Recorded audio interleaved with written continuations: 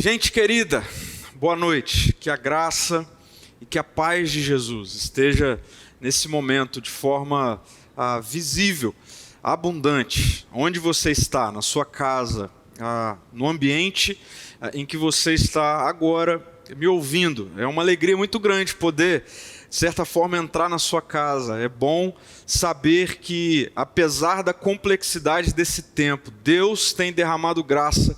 Aí nós podemos ter um momento como este.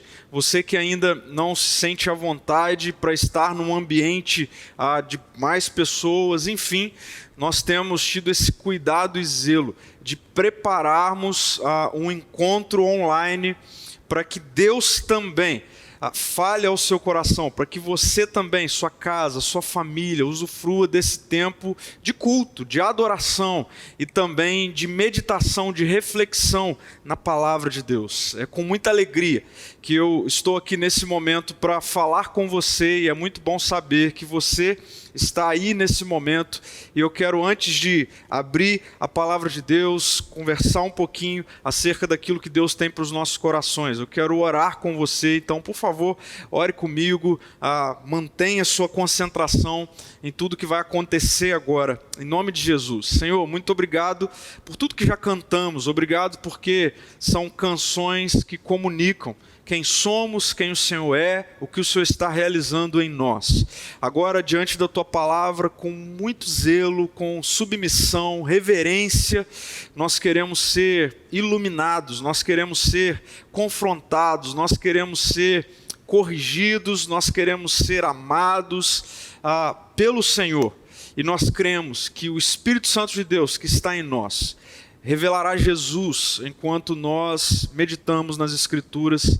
E essa é a minha oração, Pai, por cada pessoa, cada irmão meu, cada irmã minha, cada amigo, amiga, que nesse momento está agora participando disso que o Senhor está fazendo, em nome de Jesus. Amém, amém, amém. Idolatria. Para muitas pessoas, talvez até mesmo para você, a palavra idolatria evoca imagens de pessoas se curvando diante de estátuas, se curvando diante de imagens, enfim, se curvando diante de algum monumento. Para muitas pessoas, idolatria tem a ver com isso. Gente se curvando a algo, ou diante de algo, diante de uma estátua. E de fato, estátuas, monumentos, foi o que Paulo, o apóstolo, viu enquanto ele estava andando por Atenas, à espera dos seus amigos Silas e Timóteo. E eu quero ler com vocês um versículo que está em Atos, no capítulo 17, versículo 16, que é o versículo que mexeu muito comigo enquanto eu meditava nas Escrituras, num tempo meu de devoção. E ao me deparar com esse versículo, eu comecei a pensar, a refletir, a orar, e então deu origem a essa série que nós vamos conversar ao longo dos próximos domingos de novembro. E diz assim, Atos 17, versículo 16: enquanto Paulo esperava por eles, como eu disse, ele estava esperando Silas e Timóteo chegarem, em Atenas, Paulo ficou muito indignado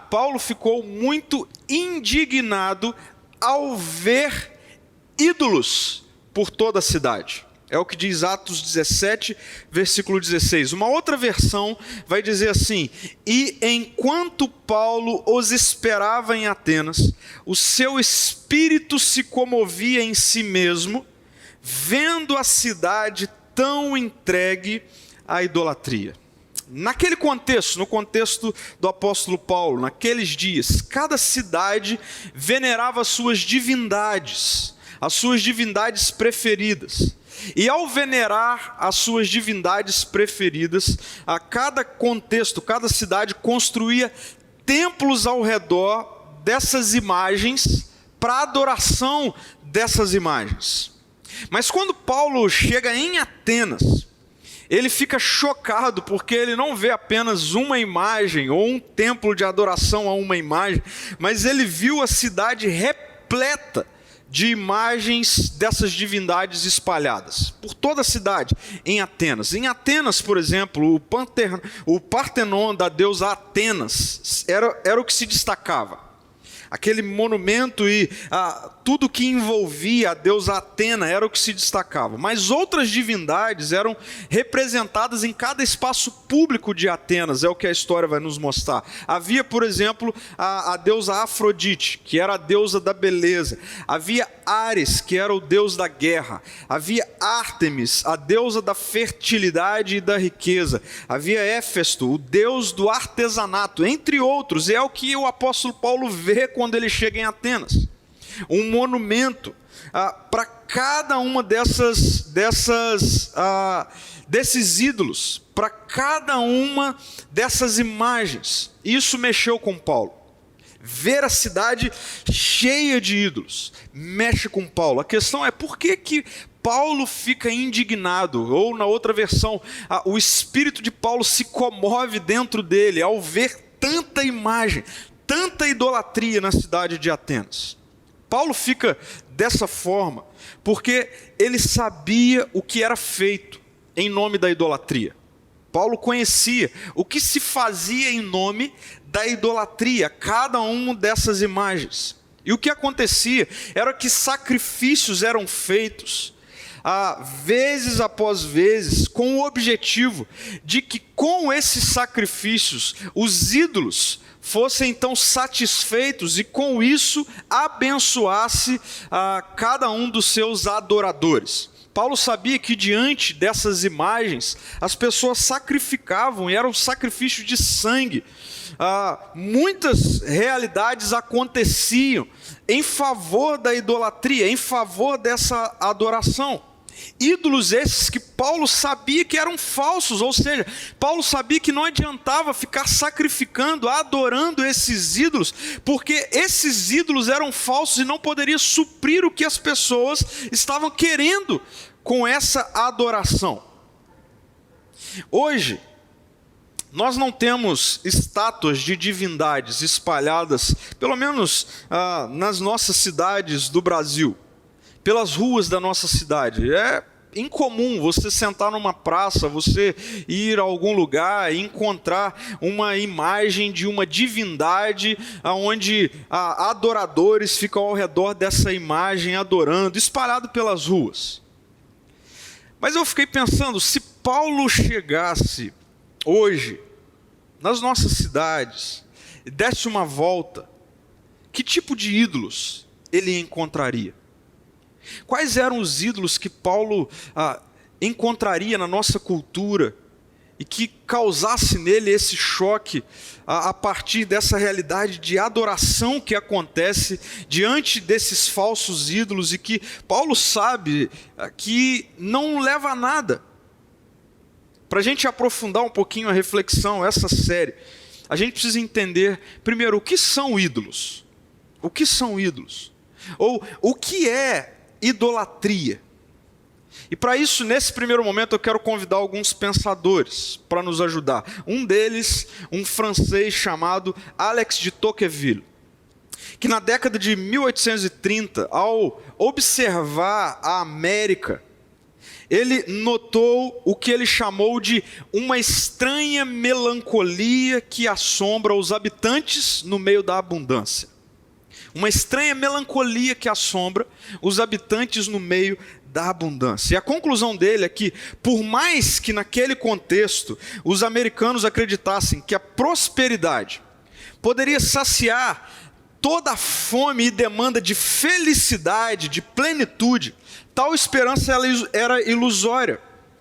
Uma vez que, nas palavras de Tocqueville, ele vai dizer que as alegrias incompletas deste mundo nunca satisfarão o coração humano. E ele vai continuar dizendo isso, preste atenção. O ato de tomar uma alegria incompleta deste mundo e construir a vida inteira em torno dela, define o que é idolatria.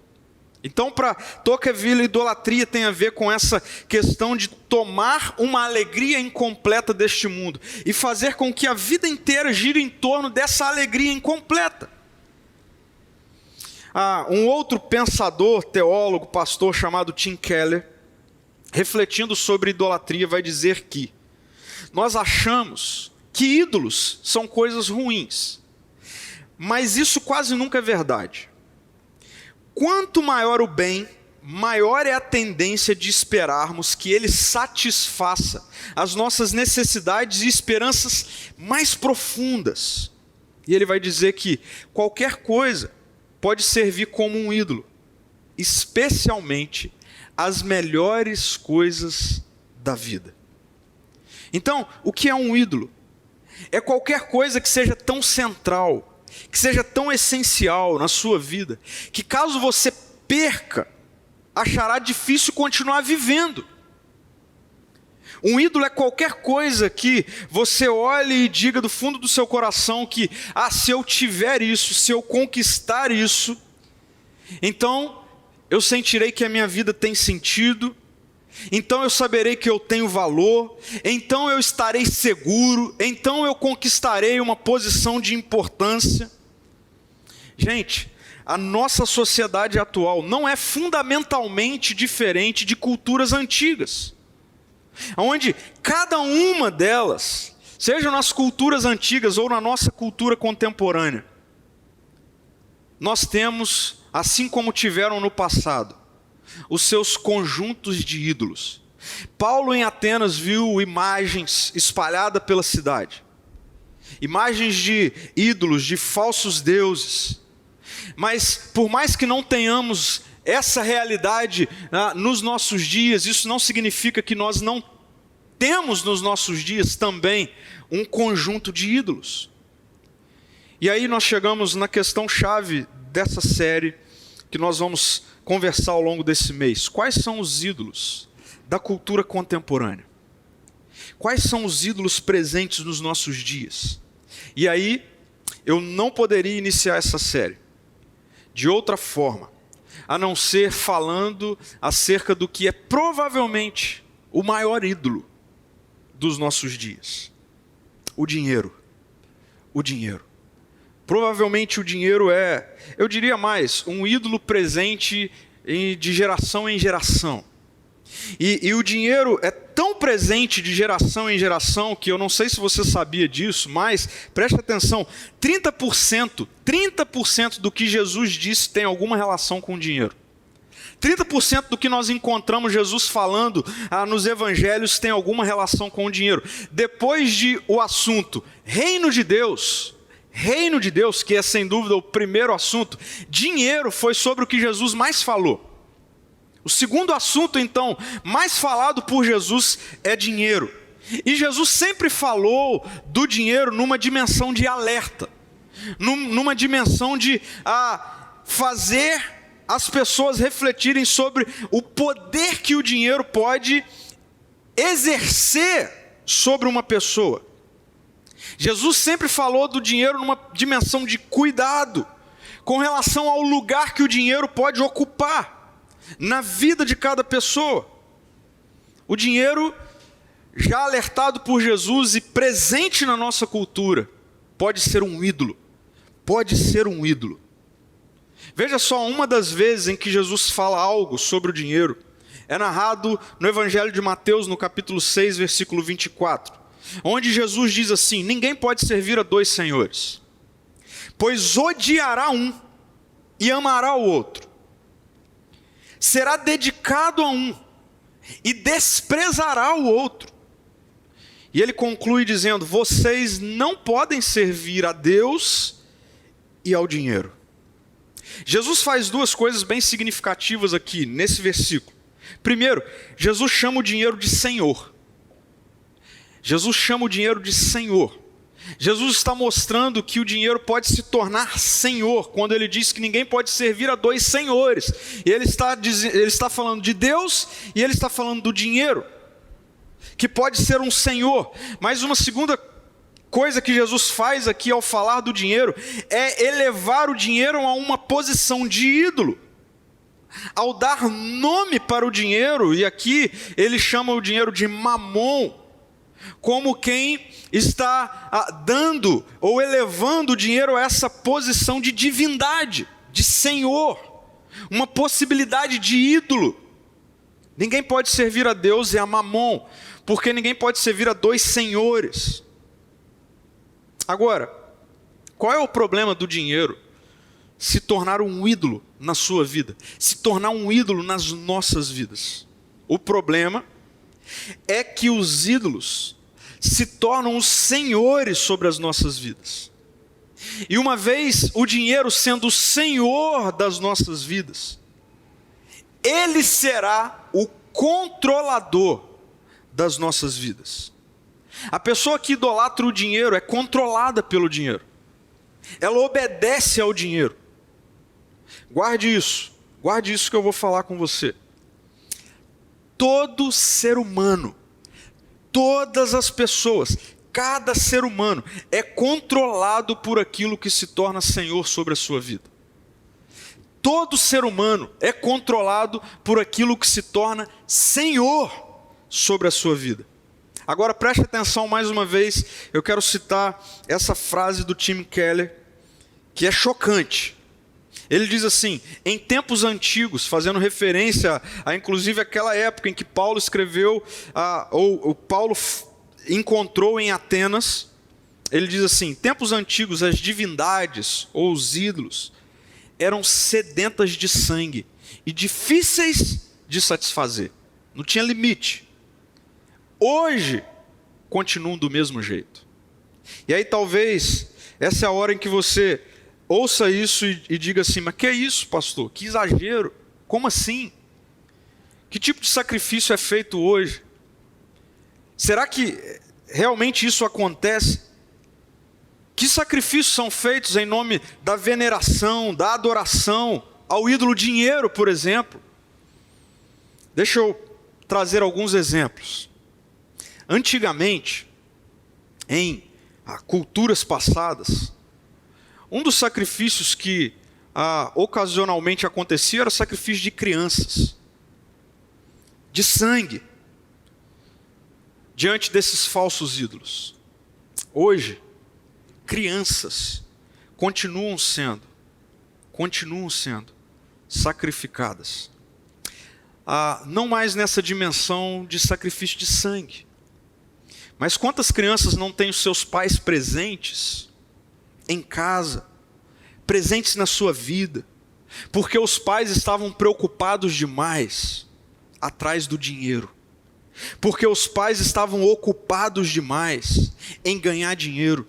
E eu diria, será que crianças não continuam sendo sacrificadas por causa agora do falso ídolo, dinheiro?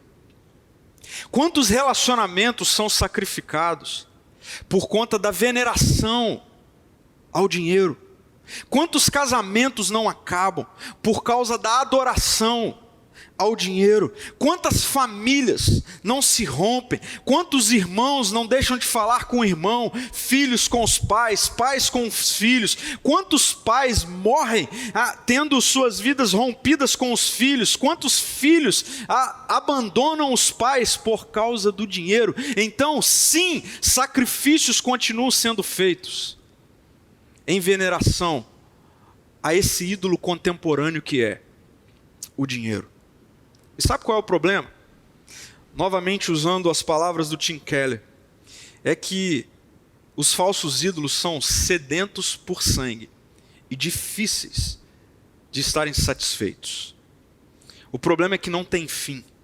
Falsos ídolos cobram sacrifícios atrás de sacrifícios. Falsos ídolos são insaciáveis. Quem adora o dinheiro, quem idolatra o dinheiro, não tem fim. A idolatria é insaciável e sacrifícios continuam sendo feitos. Quantas pessoas não estão se auto-sacrificando, perdendo a saúde por causa da adoração ao dinheiro? Então a questão é: como não ser dominado pelo dinheiro como um ídolo? Como não se render ao dinheiro como o dinheiro sendo um falso Deus, um ídolo? Paulo escreveu cartas às igrejas plantadas direta ou indiretamente por ele. E nós encontramos isso nas Escrituras. Mas além dessas cartas que Paulo enviou para essas igrejas, Paulo também escreveu aquilo que nós chamamos de cartas pastorais. E Paulo escreveu 2 cartas para Timóteo e escreveu uma carta para Tito. E eu quero ler alguns versículos da primeira carta que Paulo escreveu para Timóteo. Timóteo era seu discípulo. Quando Timóteo, estava liderando a igreja de Éfeso. Paulo escreve a primeira carta a Timóteo, enquanto este liderava a igreja de Éfeso. E no final dessa sua carta, que Paulo escreveu a Timóteo, no capítulo 6, Paulo, ele instrui Timóteo acerca de ensinamentos que Timóteo deveria ter com relação ao dinheiro, para com aquelas pessoas que ele estava liderando. E pelo contexto desse trecho, percebe-se que Timóteo estava tendo que lidar com um problema do aparecimento de falsos mestres que estavam se levantando. Isso não é novo, na história do cristianismo a gente encontra isso, esse desafio de lidar com falsos mestres que se levantam. E naquele contexto, falsos mestres estavam olhando de maneira equivocada para a relação entre viver piedosamente e ganho ilícito de dinheiro, ou enriquecimento. E aí vejam só o que Paulo vai escrever no capítulo 6, no versículo 5 de 1 Timóteo. Ele diz assim: pessoas assim, sempre causam problemas. Ele está falando desses falsos mestres. Têm a mente corrompida e deram as costas à verdade. Para elas, a vida de devoção é apenas uma forma de enriquecer. Então, haviam pessoas olhando para a vida de devoção, ou seja, para o relacionamento com o Evangelho, para o relacionamento com Jesus, como uma oportunidade de enriquecimento. Teologia da prosperidade não é do nosso tempo. Não. Parece-me que Paulo está lidando com essa questão através daquilo que ele sabe que está acontecendo com Timóteo, com esse desafio de lidar com falsos mestres que estavam olhando para a vida de devoção apenas como uma forma de enriquecer. E Paulo está combatendo esse pecado, ou instruindo Timóteo a combater esse pecado, esse equívoco. E aí, a partir do versículo 6 de 1 Timóteo, no capítulo 6, o apóstolo Paulo vai escrever assim: no entanto, a devoção acompanhada de contentamento é em si mesma grande riqueza.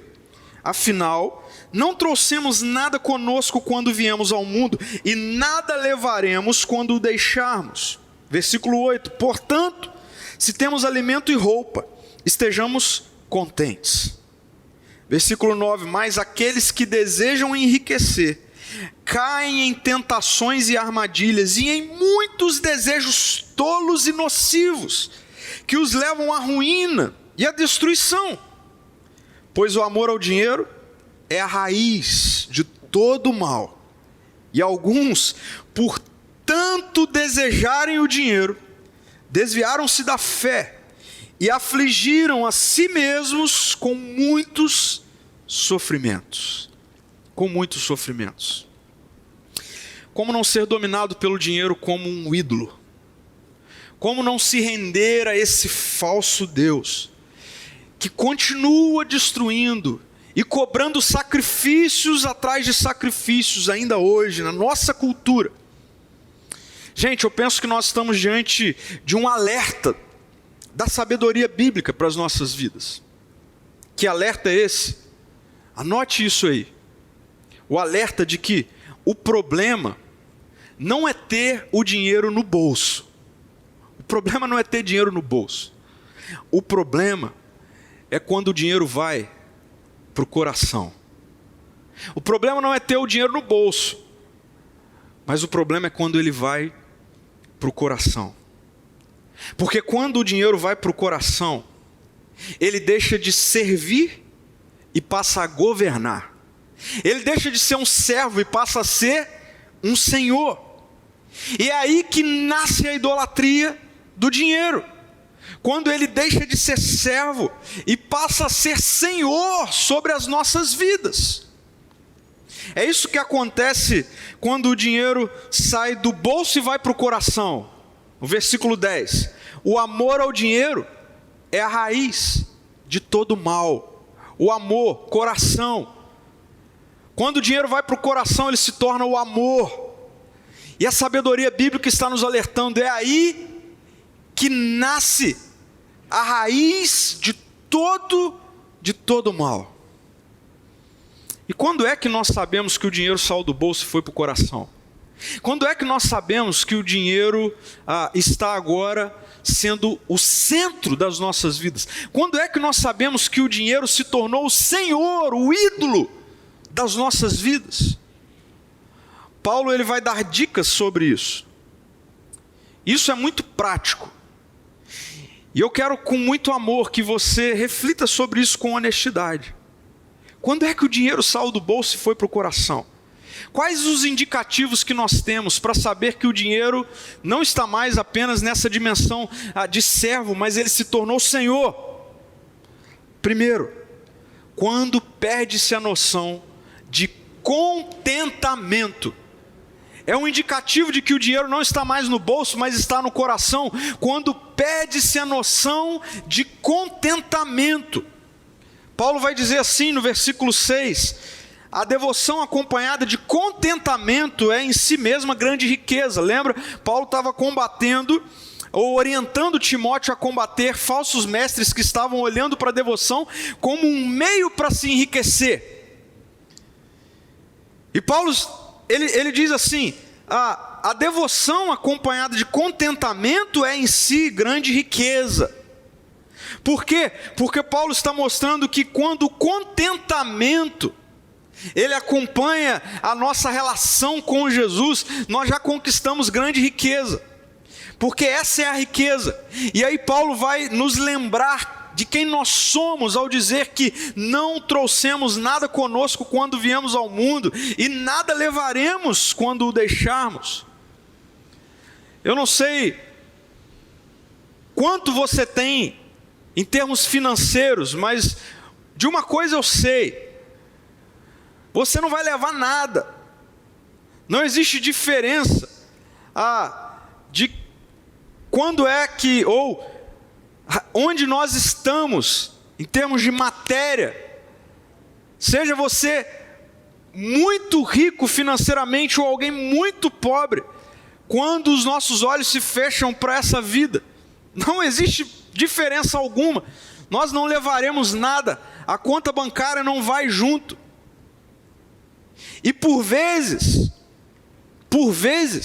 nós nos esquecemos disso, e a nossa mente começa a se voltar para essa dimensão de reter, de ter cada vez mais, e nunca estamos contentes. Por isso a sabedoria bíblica está nos lembrando de que, ei, você não trouxe nada com você, você não nasceu com um iPhone da última geração, você não nasceu com a conta bancária cheia, e você não vai levar nada disso quando você fechar os olhos para essa vida.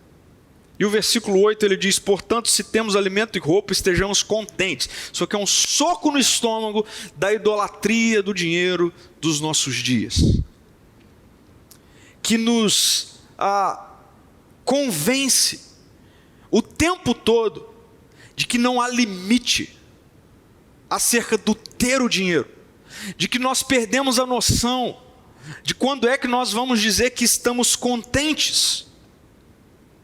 Por isso esse é um indicativo muito evidente de que pode ser que o dinheiro esteja se tornando um ídolo na sua vida, quando você perde a noção de contentamento, quando você não sabe mais celebrar o que você tem, quando você não sabe mais olhar para o que você tem e dizer: eu estou contente, olha só o que eu tenho, eu me contento com isso. Quando perde-se a noção para o contentamento, é um indicativo de que o dinheiro provavelmente esteja saindo do bolso e indo para o coração.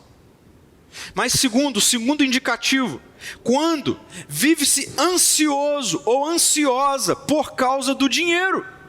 E uma coisa vai puxando a outra, por não viver contente, ou por não se contentar com o que tem, o tempo todo nós somos tomados por uma ansiedade com relação ao dinheiro.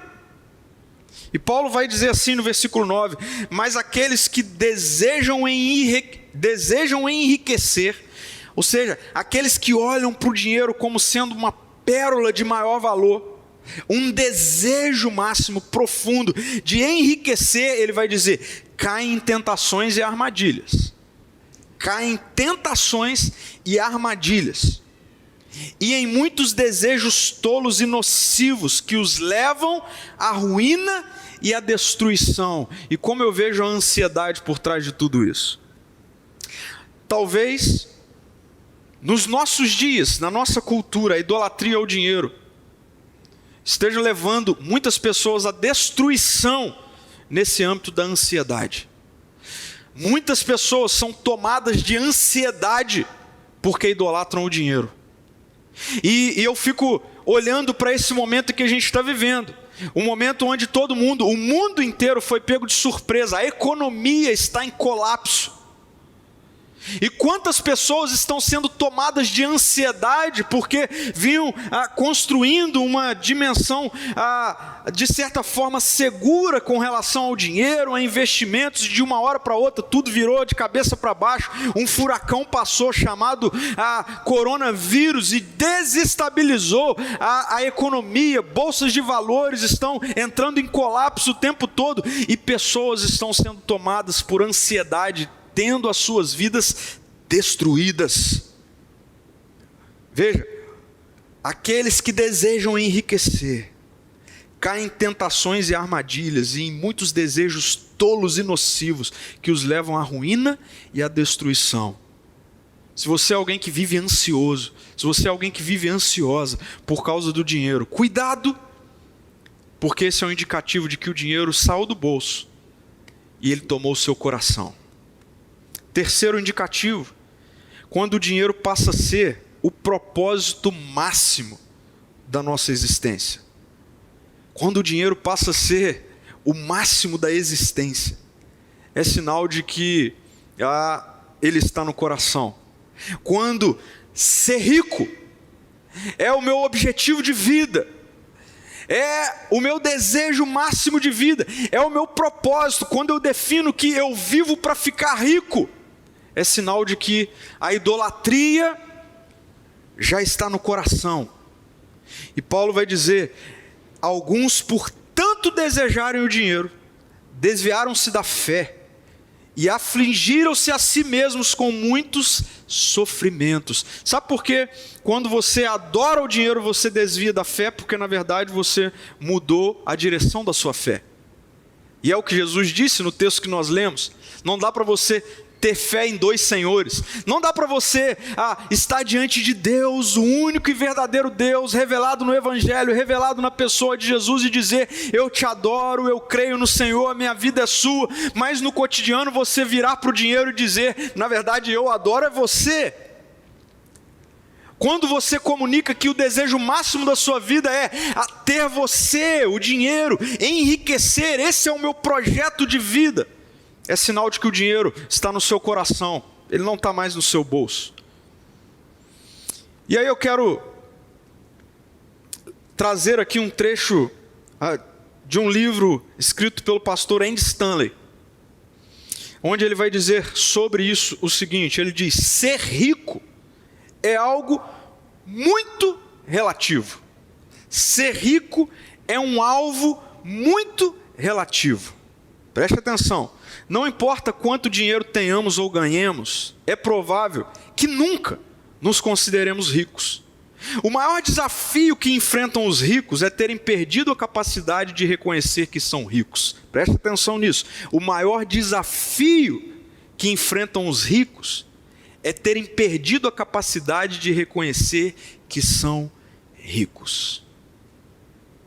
É atribuído a Rockefeller, um dos homens mais ricos da sua época, uma frase que resume bem isso, esse sentimento de nunca se sentir rico.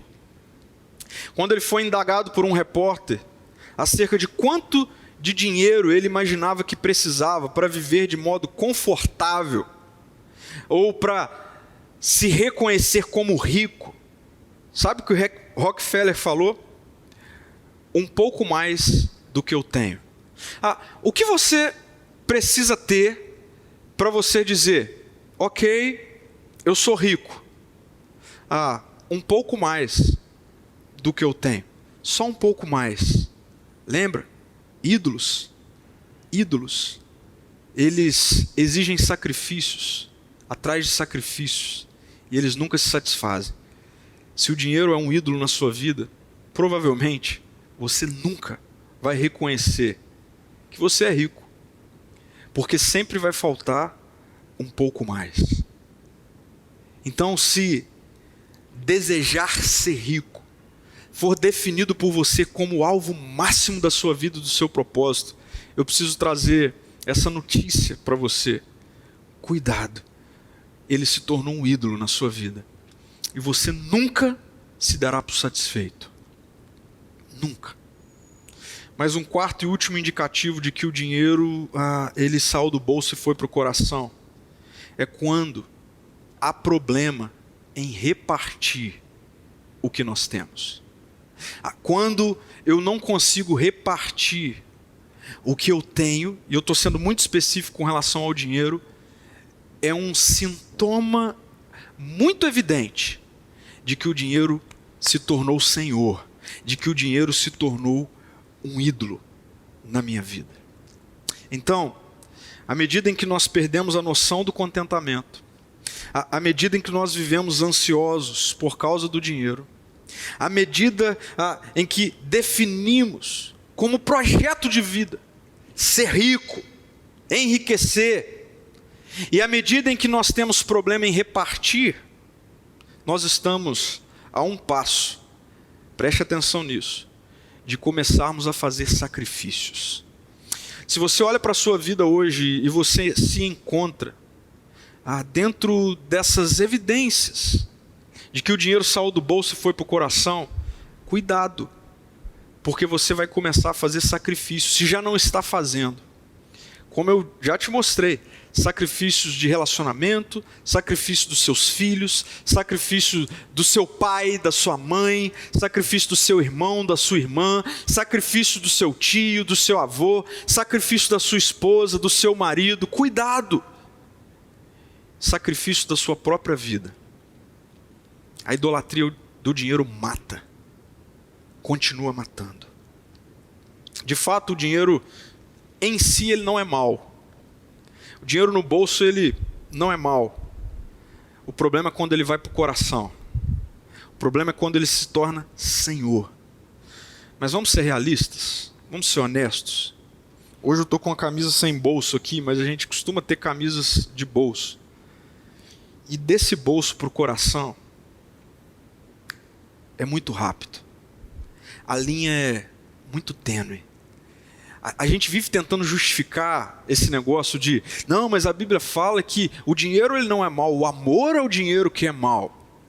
Mas a gente precisa ser honesto. Do bolso para o coração está muito próximo. E cuidado, porque pode ser que ele já tenha saído do bolso e tenha ido para o seu coração. E quando isso acontece, falsos ídolos exigem sacrifícios.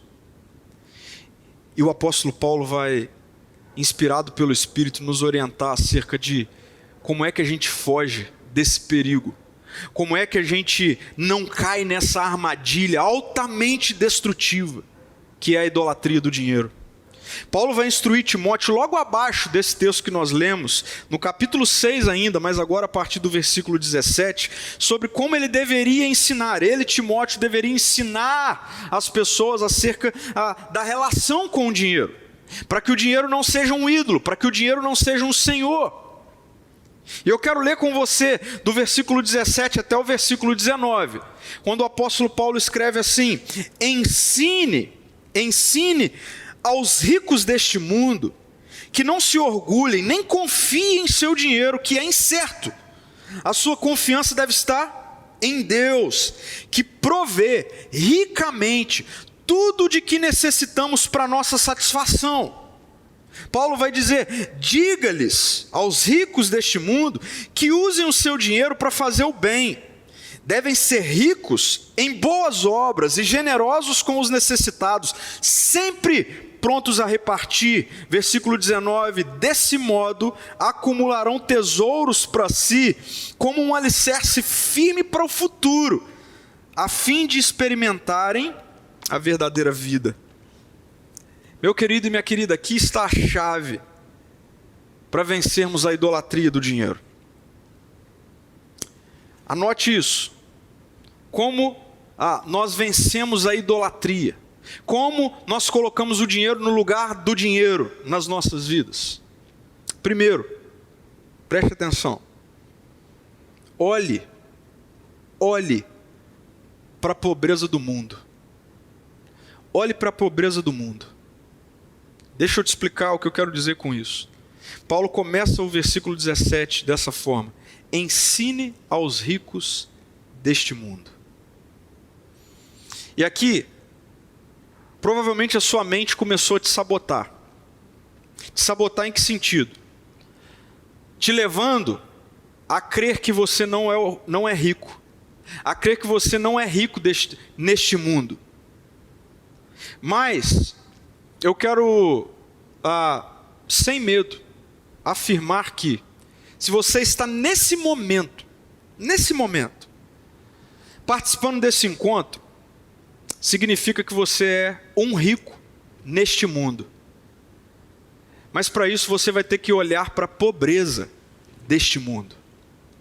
E sabe, a gente não gosta muito de fazer isso.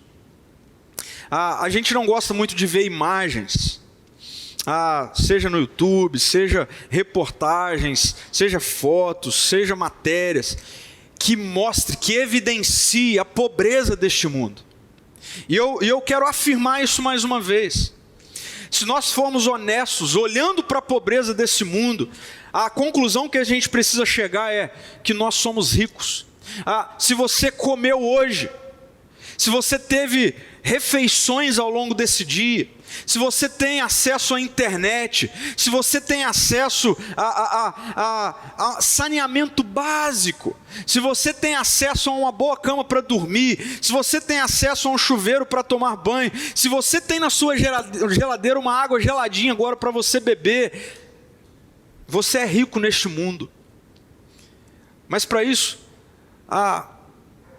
dê uma passeada pela internet, se você tiver coragem.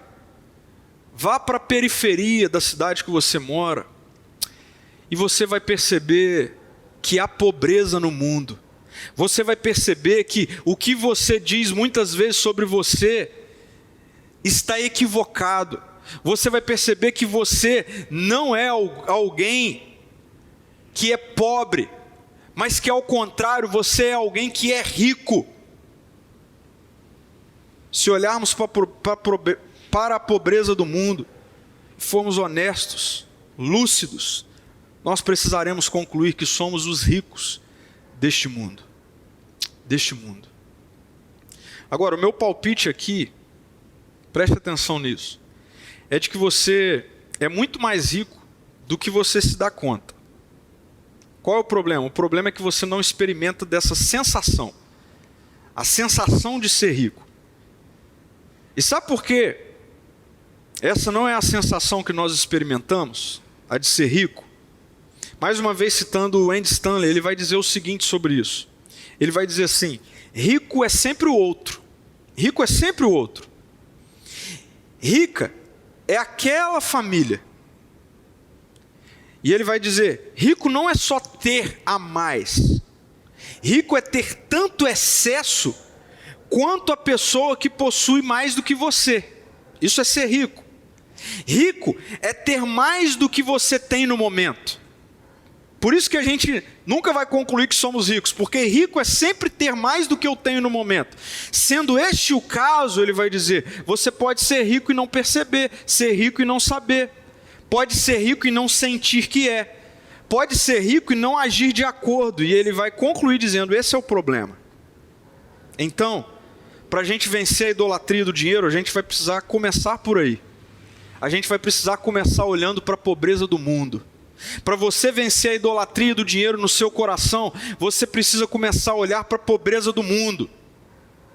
Sabe por quê? Porque ao olhar para a pobreza do mundo, você vai perceber que você é rico neste mundo.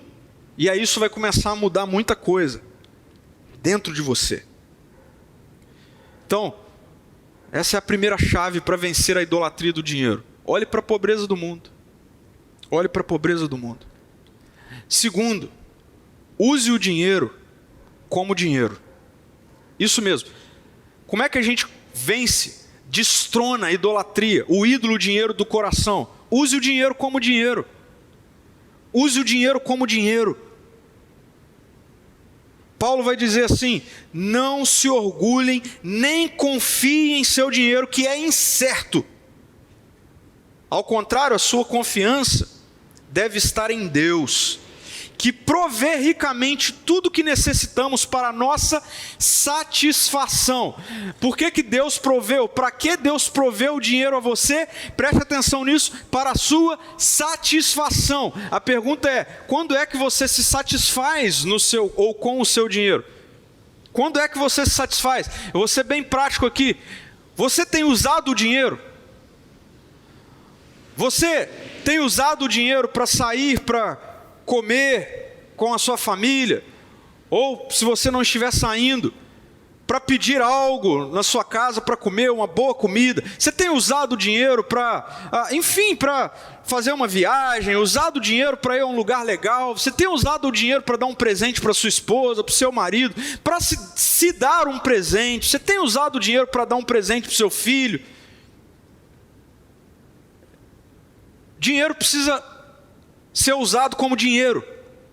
O problema é que muitas pessoas, muitos de nós, queremos ver o dinheiro cada vez mais sendo acumulado, porque na verdade o que está pulsando no nosso coração é de que o dinheiro é tudo que eu dependo, de que o dinheiro é a minha esperança, de que o meu futuro depende do dinheiro. Por isso eu preciso agora reter cada vez mais. Eu agora não posso fazer nada. E aí você começa a não usar o dinheiro.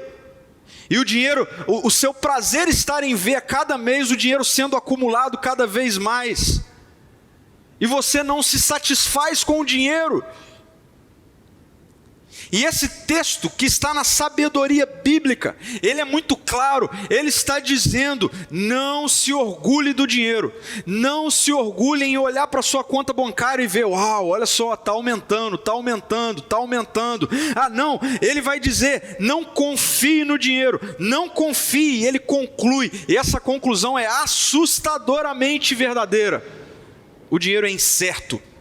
O dinheiro é incerto. A história vai mostrar que em vários momentos onde grandes crises estouraram em relação à economia, houveram um tempo de suicídio em massa, de pessoas que tinham muito. Sabe por quê? Porque começaram a ver sua conta bancária despencar, os seus investimentos despencarem, os valores na bolsa despencarem. E essas pessoas, por quê? Porque se orgulhavam do dinheiro, porque confiavam no dinheiro, e o dinheiro é incerto. Quando viram que o dinheiro é incerto, não tiveram outra coisa a fazer a não ser se sacrificar. Sua confiança deve estar em Deus, que provê ricamente tudo de que necessitamos para a nossa satisfação. Preste atenção nisso. Deus tem dado a você condições de ter dinheiro. E com isso eu estou perguntando se você é alguém que está aí recebendo, se você tem emprego, tem trabalho. Eu quero afirmar que Deus também faz isso para a sua satisfação. Para a sua satisfação agora, no presente. Gente, orgulho e esperança não devem ser atributos dados ao dinheiro. Orgulho e esperança não devem ser alvos relacionados a dinheiro. Orgulho e esperança são atributos únicos de Deus. Ele é o nosso orgulho e a nossa esperança. Portanto, você quer destronar o dinheiro do seu coração como ele sendo um falso Deus, um ídolo? Comece a usar o dinheiro como dinheiro. Terceiro e último, seja continuamente generoso em repartir.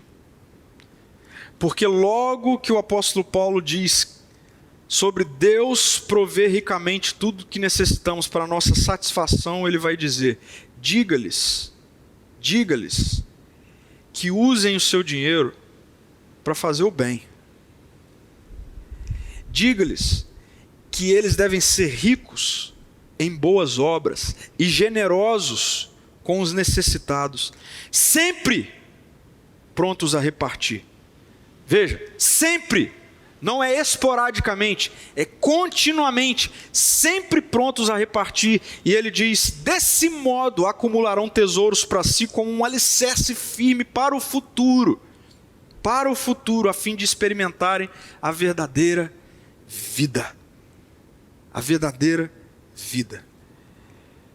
Meu amigo e minha amiga, poucas coisas são mais pedagógicas do que repartir o que nós temos. Repartir é pedagógico.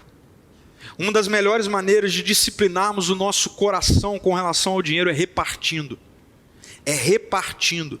Sabe por quê? Porque todas as vezes que você reparte o que você tem, você comunica para o dinheiro, você faz uma comunicação para o dinheiro, e a comunicação é de que ele não tem você, de que ele não tem o seu coração.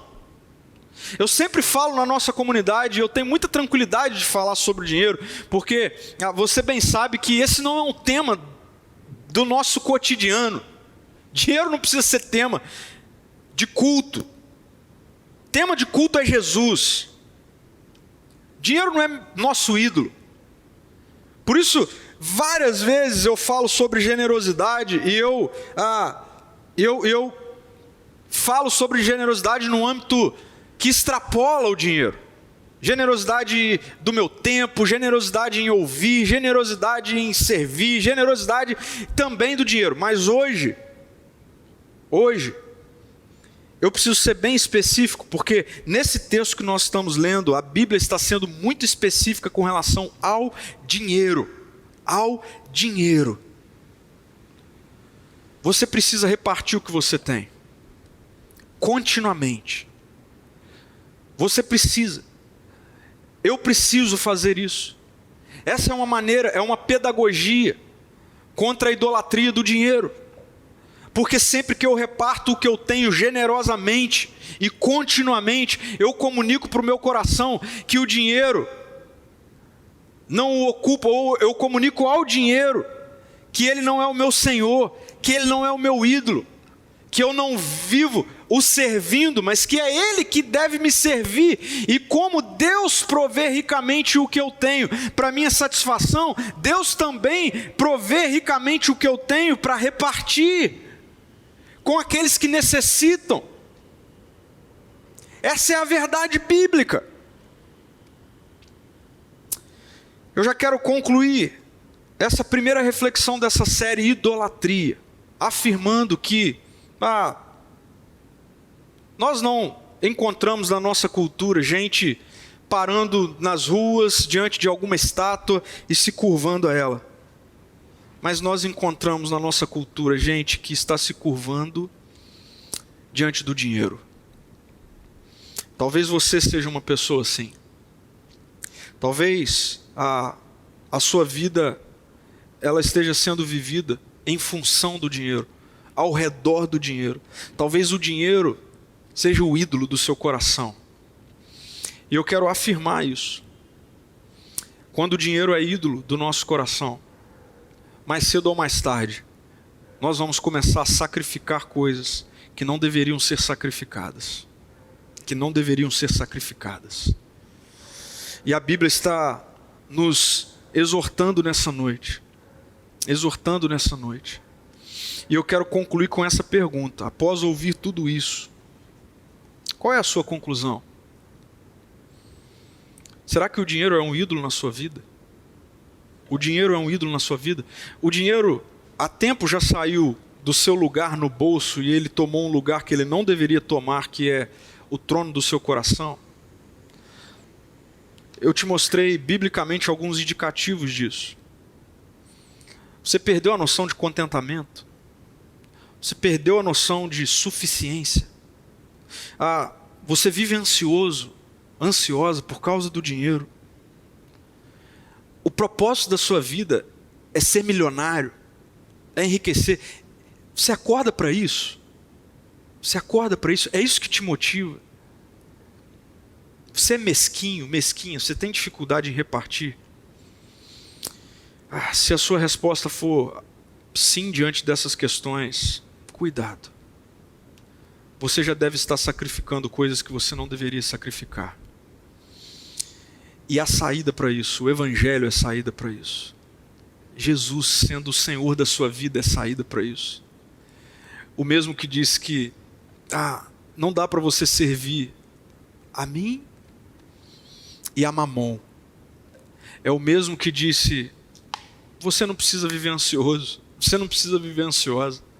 Você não precisa olhar para o seu futuro e ver o dinheiro como sendo a sua plataforma de esperança, de orgulho, de segurança. Não. Jesus vai dizer assim, dá uma voltinha, olhe para os pássaros, olhe para as flores. Veja, eles não trabalham, eles não ajuntam em celeiros. Olhe para as flores, ninguém se veste de forma tão bela quanto elas. E ele vai dizer assim, tem uma saída para a sua ansiedade, tem uma saída para a idolatria do dinheiro. A saída é, conheça quem Deus é. Ele é Pai. Ele é Pai. E comece a viver como filho, como filha. Filho e filha não são provedores. Filho e filha não sobrevivem, eles vivem. Como filho e filha, alguém que se rendeu ao Evangelho de Jesus, como alguém que vê em Jesus o seu Senhor, o seu Salvador, o seu Rei, aquele que governa a sua vida. O dinheiro não tem espaço no coração, mas para isso você vai precisar ser prático talvez, e começando por hoje mesmo. Primeiro, olhe a pobreza do mundo, e entenda que Deus tem dado a você condições graciosas, amorosas. Deus tem provido a você muito mais do que você precisaria. O mundo tenta te convencer de que você precisa de sempre mais, sempre mais, sempre mais. Mas, você não é mais escravo dessa verdade. Olhe para a pobreza do mundo. Você pode ir dormir hoje agradecendo a Deus. Você não quer dar espaço à sua vida para idolatria ao dinheiro? Comece a usar o dinheiro como dinheiro. E preste atenção com isso, eu não estou dizendo que você não precisa se preocupar em ser um bom gestor. De forma alguma, você precisa ser financeiro, você precisa ser organizado, você precisa estudar sobre administração financeira, você precisa manter as suas contas em dia, você precisa sim ter uma reserva, mas disso para o dinheiro ser o seu orgulho e a sua segurança, a sua esperança também é uma linha muito tênue, e provavelmente você não é alguém que está se satisfazendo daquilo que Deus tem te dado. Comece a fazer isso. É óbvio que você tem que se organizar, é óbvio que você tem que guardar um pouquinho, é óbvio que você precisa sim pensar no amanhã de forma organizada, mas isso não significa, meu amigo e minha amiga, que você não pode hoje fazer alguma coisa. Deus provê ricamente para a sua satisfação. Pai, mãe, preste atenção nisso. O maior legado que você pode deixar para os seus filhos não é dinheiro. O maior legado que você pode deixar para os seus filhos é tempo com eles. Seus filhos lá na frente, eles não vão se lembrar com carinho, com afeição de um pai ou de uma mãe que simplesmente deixou dinheiro. Preste atenção, se a única coisa que você deixar para os seus filhos for dinheiro, você não deixou nada. Você não construiu nenhum legado. Deixe para os seus filhos memórias de passeios, memórias de tempo junto, memórias de levar ao cinema, de um piquenique, de dar um presente. Ensine para os seus filhos que Senhor sobre eles é Deus e unicamente Deus, Jesus. Use o dinheiro como dinheiro e reparta o que você tem. E eu quero fechar por aqui. Reparta o que você tem. Nós não pedimos dinheiro na nossa comunidade. E nós não vamos pedir dinheiro. A gente tem uma outra maneira de enxergar essa relação com oferta, com contribuição. Para nós isso não tem a ver com lei. Para nós isso tem a ver com consciência. Se você é comunidade aqui, você está sendo servido por essa igreja. Sinceramente, para mim é uma questão de princípio, de valor, de gratidão.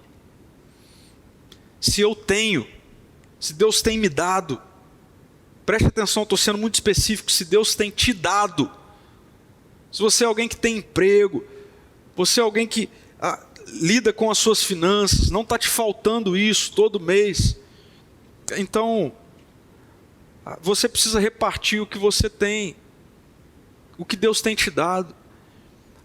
E aqui eu estou sendo específico com relação à nossa comunidade, mas isso também precisa extrapolar essa questão de comunidade. Você precisa estar aberto a ajudar alguém ao seu lado. Faça isso. E que o dinheiro não seja um ídolo na sua vida. Que o dinheiro não faça você sacrificar coisas que não deveriam ser sacrificadas. Que Jesus seja o centro da sua vida. Jesus é aquele que não te cobra sacrifícios, porque Ele é o Deus que se sacrificou. E Ele provê tudo o que você precisa. Não ande ansioso, não ande ansiosa. Olhe para a pobreza do mundo. Use o dinheiro como dinheiro. Reparta o que você tem. Dessa forma o dinheiro será servo e não seu senhor. Será servo e não seu ídolo. Eu quero orar com você. Jesus, muito obrigado, porque o Senhor não é um ídolo. O Senhor não é um ídolo insaciável que cobra sacrifício de sangue atrás de sacrifício de sangue, porque o Senhor derramou o seu sangue para me salvar, para nos salvar e para nos redimir de toda e qualquer idolatria destrutiva. Hoje, como nós meditamos, e é só a gente olhar para a nossa cultura, como o dinheiro é um ídolo tenebroso, destrutivo, que cobra sacrifício de morte. E eu oro para que, em nome de Jesus, na vida de cada um dos meus irmãos, minhas irmãs, que estão refletindo nessa noite acerca da idolatria do dinheiro, o seu Espírito gere em nós arrependimento, quebrantamento e mudança de vida. Em nome de Jesus, Pai, que o dinheiro não saia do lugar dele, do bolso, e vá para o coração. Que o nosso coração seja ocupado sempre pelo Senhor, o único Rei, o único Redentor, o único Salvador, o único a quem eu devo colocar o meu orgulho e a minha esperança. Em nome de Jesus. Amém. Amém.